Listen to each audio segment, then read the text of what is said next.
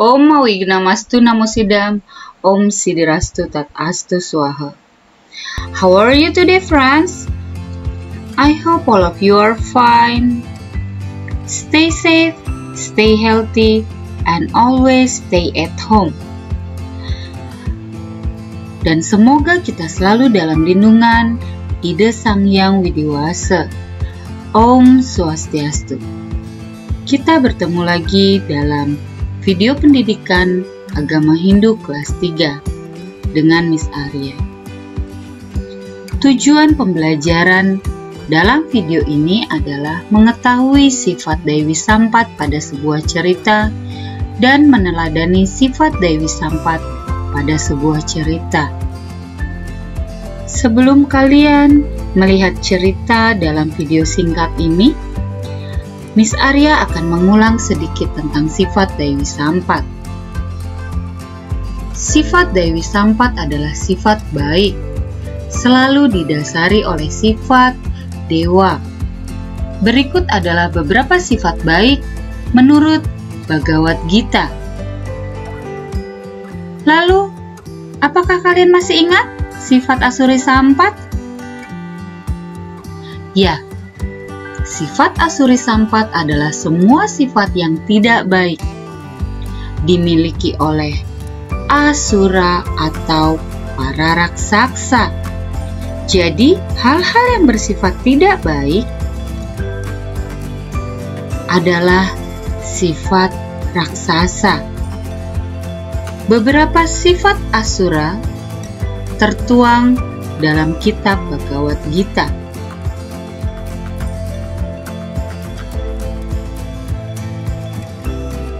Nah, sudah ingat kan kalian apa itu Dewi Sampat dan Asuri Sampat? Let's we watch a short video here. Pay attention, okay? Legenda Garuda Wisnu Kencana. Kisah dari Provinsi Bali. Pada zaman dahulu, di Pulau Bali, hiduplah seorang resi sakti bernama Resi Kasyapa. Sang Resi Sakti memiliki 2 orang putri. Putri pertama bernama Kadru, dan putri kedua bernama Winata. Suatu hari, Resi Kasyapa memberikan kepada kedua putrinya masing-masing sebutir telur berwarna putih yang besar. Kadru dan Winata, jagalah telur-telur itu. Apapun yang menetas harus kalian rawat seperti anak sendiri. Siap, Ayahanda. Setelah beberapa bulan, telur-telur itu pun menetas. Telur milik Kadru menetas dan melahirkan 9 ekor naga. Sedangkan telur milik Winata menetas dan melahirkan seekor burung elang. Burung elang tersebut oleh Winata diberi nama Garuda. Memelihara 9 ekor naga membuat Kadru kewalahan. Setiap hari, 9 ekor naga itu selalu ribut dan berlarian ke sana kemari. Sedangkan Winata setiap hari dengan sabar memelihara Garuda. Dia memberinya makan dan membantunya belajar terbang. Rasa dengki selalu menghinggapi manusia yang berhati buruk. Demikian juga dengan Kadru. Setiap hari melihat Winata yang tidak kerepotan mengurus Garuda, Kadru pun merasa dengki. Dia pun mencari rencana jahat agar Winata mau memelihara 9 ekor naga miliknya. Keesokan harinya, Kadru menemui ayahnya. Ayahanda, seumur-umur baik saya maupun Adinda Winata belum pernah melihat kuda ucai suara. Bila mana Ayahanda berkenan mendatangkan kuda ucai suara kemari, agar kami bisa melihatnya. Baiklah, besok akan kupanggil kuda ucai suara kemari. Setelah menemui ayahnya, Kadru kemudian menemui adiknya, Winata. Adinda, ada kabar gembira. Besok Ayahanda akan memanggil kuda ucai suara kemari. Kita berdua selama ini belum pernah melihat kuda yang bisa terbang itu. Wah, benarkah? Selama ini kita hanya pernah mendengar namanya, tapi belum pernah melihat wujudnya seperti apa. Nah, Bagaimana kalau kita main tebak-tebakan? Apa warna kuda terbang itu? Tapi yang kalah harus mematuhi perintah yang menang. Bagaimana? Baiklah, aku setuju. Aku menebak kuda tersebut berwarna hitam. Aku menebak kuda itu berwarna putih. Kadru kemudian menemui anak-anaknya. Dengar ya, aku baru saja bertaruh dengan Winata apa warna kuda Ucai Suara. Aku menebak warna kuda itu hitam, sedang Winata menebak warna kuda itu putih.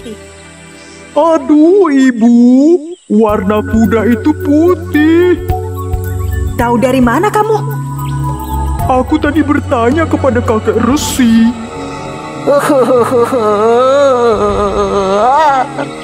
Wah, kalah kita. Habislah kita diajak sama Garuda. Diam kalian. Aku ada ide. Kalian cegat kuda Ucai Suara sebelum datang kemari.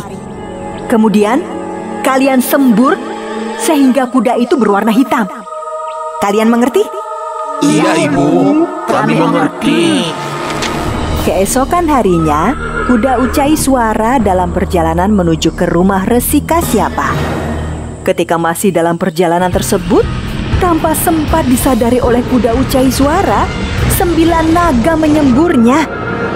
Akibatnya, tubuh kuda Ucai Suara berubah dari putih menjadi hitam legam. Dasar anak-anak nakal. Awas kalian. Lihatlah Adinda, kuda Ucai Suara berwarna hitam. Nah, mulai sekarang kamu harus mematuhi semua perintahku. Setelah itu, sesuai perjanjian, Winata harus mengurus 9 ekor naga. Sedangkan Kadru setiap hari hanya bermalas-malasan.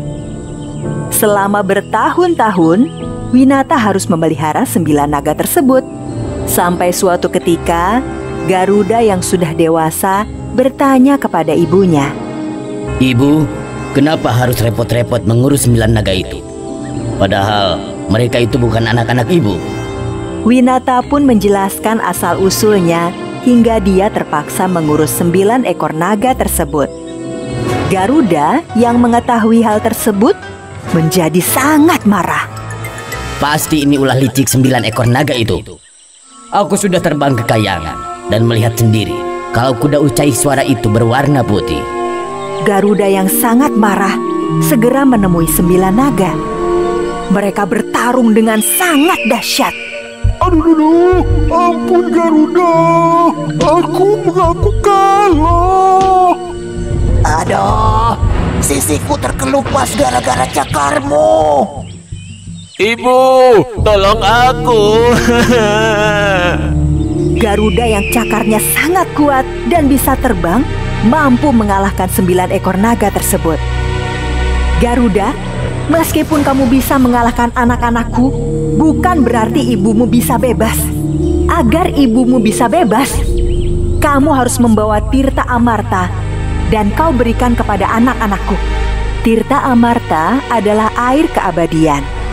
Siapapun yang meminumnya, meskipun hanya setetes, akan hidup abadi. Garuda pun kemudian terbang menjelajahi 7 samudra mencari Tirta Amarta. Selama berhari-hari, air keabadian yang dicarinya tidak kunjung ketemu. Hingga sampai akhirnya Garuda bertemu Dewa Wisnu. Hai burung elang raksasa, sudah berhari-hari kamu menjelajahi 7 samudra. Sebenarnya apa yang kamu cari? Garuda menjelaskan tentang tujuannya mencari Tirta Amarta. Aku bisa memberikan secangkir Tirta Amarta dengan syarat engkau mau menjadi tungganganku.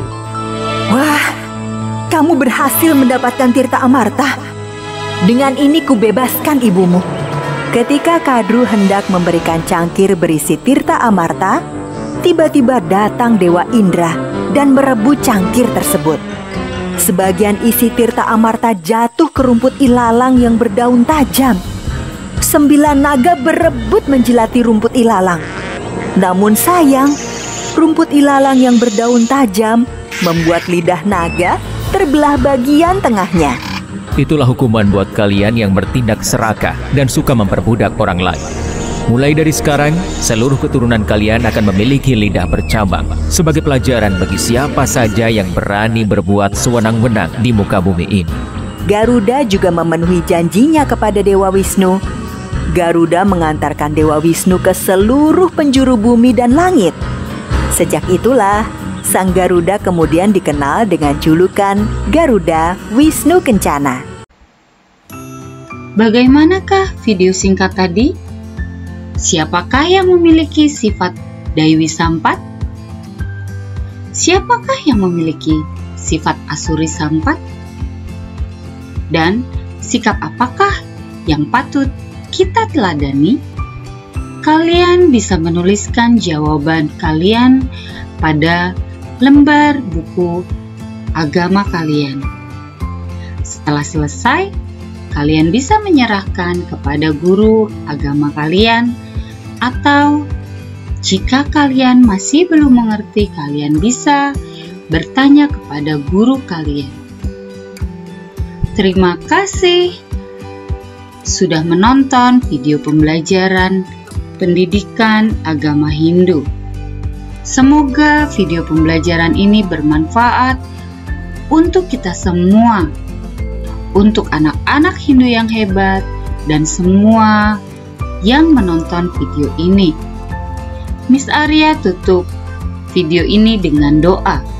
Om Sarwe Bhavantu Sukhina, Sarwe Santu Nirawaya, Sarwe Badrani Pasyantu, Makaschit Dukkha Bhak Bhavet. Om Santi Santi Santi. Om